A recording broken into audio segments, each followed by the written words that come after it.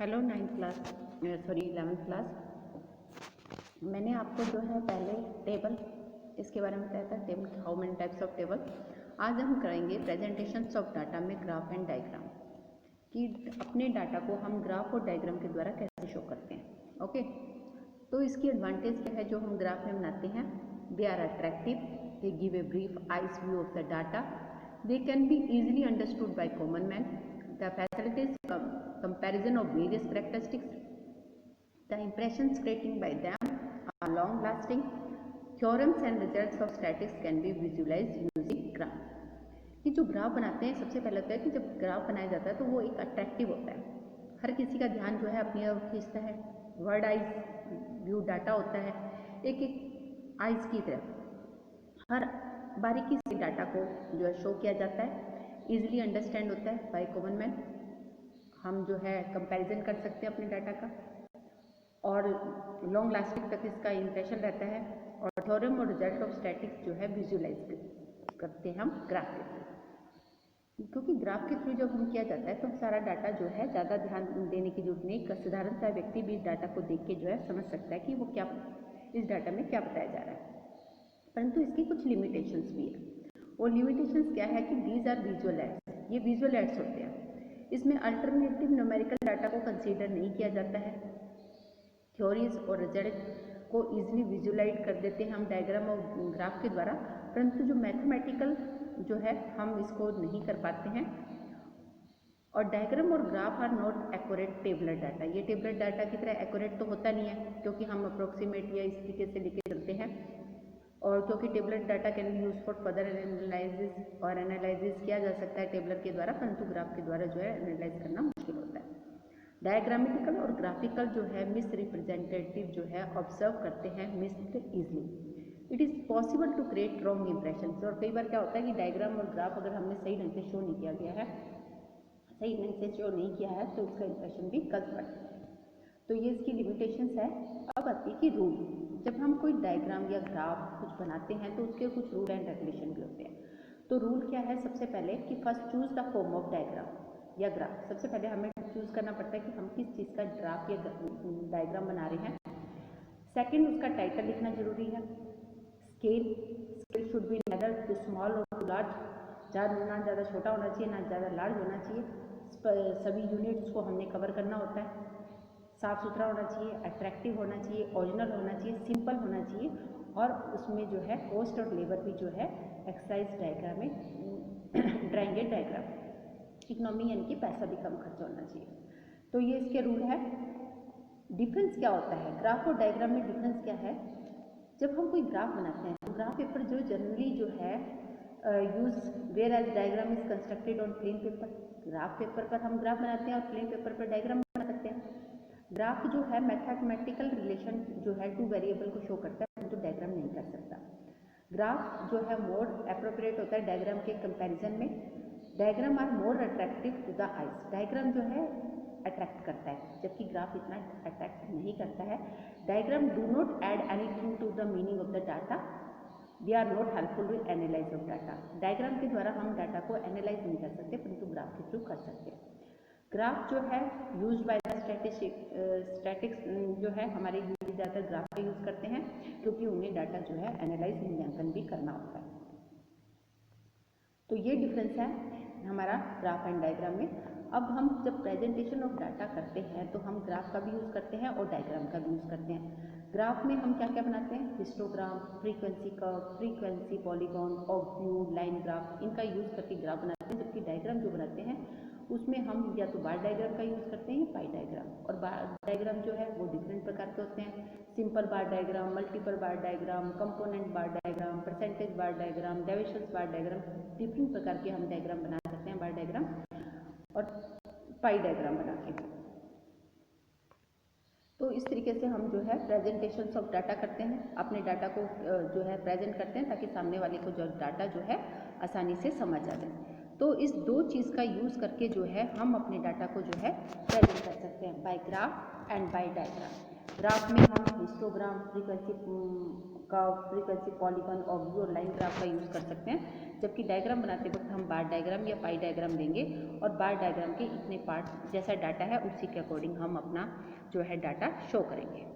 Okay, अभी मैं आपको बताऊंगी कि ये डायग्राम बनाए कैसे जाते हैं। तो सबसे पहले हम बात करते हैं ग्राफ की। ग्राफ इस तरीके से होते हैं, ग्राफ पेपर पर बनाए जाते हैं ये जनरली। उसमें सबसे पहले ग्राफ में हम बात करेंगे हिस्टोग्राम की। हिस्टोग्राम कैसा होता है, इस टाइप का होता है हिस्टोग्राम। हिस्टोग्राम बनाते वक्त represent by set of rectangle bar. इसमें क्या होती है, ये जितनी भी बार होती है वो कैसी होती है, रेक्टेंगल होती है। Variable is taken along x axis, x axis पर हम वेरिएबल लेते हैं, ओके, और फ्रीक्वेंसी लेते हैं हम वाई एक्सिस पर। इसमें rectangle with height to class drawn, height के अकॉर्डिंग जो है हम ये शो करते हैं, और rectangle bar obtain as given histogram. Note, इसमें जो पॉइंट नोट करने वाली बात है वो क्या चीज़ है कि the total area of rectangle in A histogram represent total frequency. जो टोटल एरिया होता है हिस्टोग्राम का वो क्या शो करता है, टोटल फ्रीक्वेंसी को शो करता है। If the frequency distribution is inclusive, अगर हमारी फ्रीक्वेंसी इंक्लूसिव है, इंक्लूसिव मैंने आपको बताया था जैसे 0 to 9 और 10 to 19, तो ये फ्रीक्वेंसी कौन सी होती है, inclusive. They should be convert into exclusive, इसको जो है हमें एक्सक्लूसिव में कन्वर्ट करना पड़ता है। यानी कि हम कैसे करेंगे, 0.5 से स्टार्ट करेंगे और 9.5 तक, फिर 9.5 से 19.5 तक, इस तरीके से जो है हम इसको पहले कन्वर्ट करेंगे, उसके बाद ही हम हिस्टोग्राम में इसको शो कर सकते हैं। Mode of distribution can be obtain from the histogram, highest rectangle bar जो है वो शो कर देता है। तो अब बनाते हैं हम हिस्टोग्राम। हिस्टोग्राम बनाने से सपोज कीजिए हमें ये दो डाटा दिया हुआ है, हाइट भी दी हुई है, फ्रीक्वेंसी भी दी हुई है। तो हम जो ये हाइट है हम किस पे लेंगे, एक्स एक्सिस पे, फ्रीक्वेंसी कहाँ लेंगे, वाई एक्सिस पे। क्लियर। अब आप देखिए हमने ग्राफ का यूज़ करा, हमने 0 से लेकर यहाँ तक 145 to 150 लिया, फिर यहाँ से 150 से लेकर फिर 155 लिया, फिर इस तरीके से करके हमने ये बनाया। अब आप देखिए कि 145 से और 50 के बीच में कितने वो हैं आपके फ्रीक्वेंसी 2, तो हमने 2 पे यहाँ पे इसको मैच लाइन ऐड कर दी, ठीक है। उसके बाद जो है 150 से 155 तक जो है 5 है, फिर 9 है, फिर ये दोनों 9 हैं, फिर 4 और फिर 1। तो इस तरीके से इनको अटैच करते हुए हमने क्या बनाया है, हिस्टोग्राम, ठीक है। तो ये हाइट शो कर दी, यानी कि 155 से 160 और 160 से 165 जिनकी हाइट है उनकी फ्रीक्वेंसी कितनी है, यानी कि टोटल नंबर ऑफ स्टूडेंट जो है वो कितने हैं, 2, 9 जिनकी सबसे हाईएस्ट है। ये शो हो जाता है हमें हिस्टोग्राम में, ओके।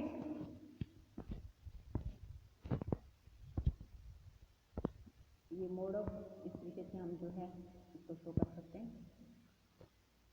ऐसे भी शो किया हुआ है, ठीक है। तो ये भी हम शो करके बता सकते हैं, mode of distribution can be obtain from the histogram. एक नया डाटा लिया हमने, मार्क्स, ओके। अब बात करेंगे फ्रीक्वेंसी कर्व की। तो फ्रीक्वेंसी कर्व बनाते हैं वो हम इसमें क्या करेंगे, वही सिस्टम रहेगा, वेरिएबल लेंगे एक्स एक्सिस पर, फ्रीक्वेंसी लेंगे वाई एक्सिस पर, फ्रीक्वेंसी को प्लॉटेड करेंगे मिड वैल्यू के थ्रू, फिर उनको ज्वाइन करेंगे स्मूथ कर्व के द्वारा, और कर्व्स जो है ऑब्टेन होगी फ्रीक्वेंसी कर्व के द्वारा, और टोटल एरिया जो है वो क्या रिप्रेजेंट करेगा, टोटल फ्रीक्वेंसी को। तो ये देखिए कि हम फ्रीक्वेंसी कर्व बनाते हैं, फ्रीक्वेंसी जब कर्व बनाते हैं हम लोग तो बनेगा वही हिस्टोग्राम। जैसे सपोज कीजिए कि आपका ये बन गया डाटा, तो इसकी मिड वैल्यू निकालनी पड़ेगी, 1 और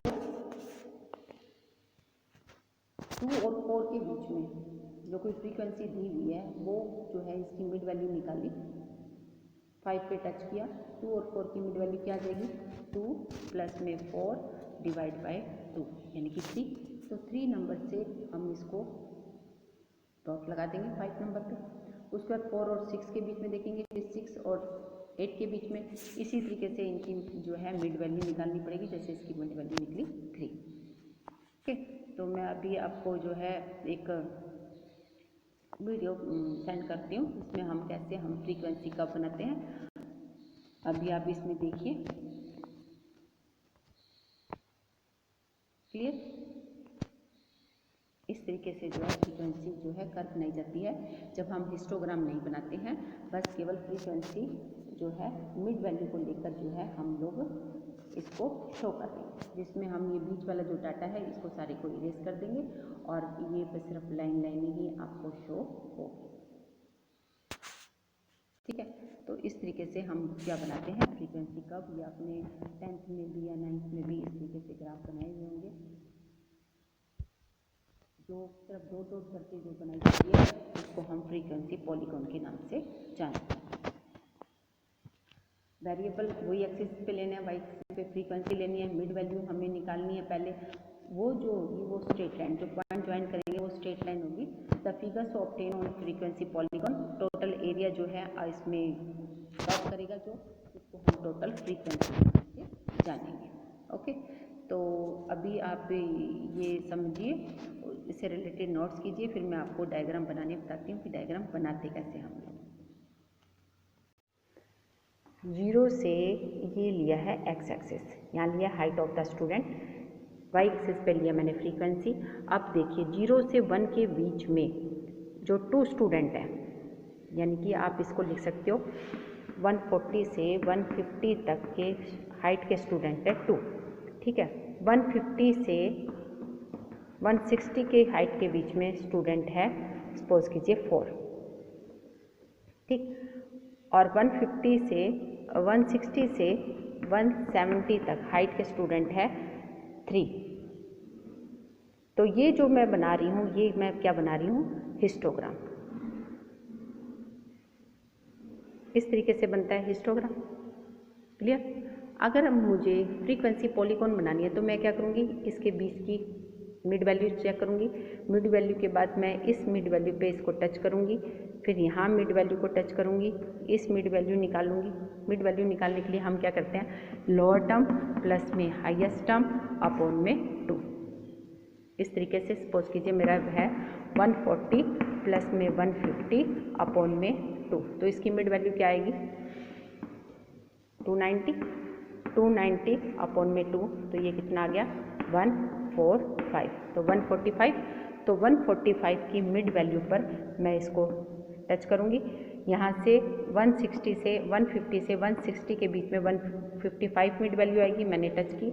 अब मैं इनको जब ज्वाइन करूँगी तो ये जब ज्वाइन किया जाएगा तो ये मेरी क्या होगी फ्रीक्वेंसी पॉलीगॉन। ओके, फ्रीक्वेंसी कब बना दी मैंने, परंतु अगर मैं इसको हटाकर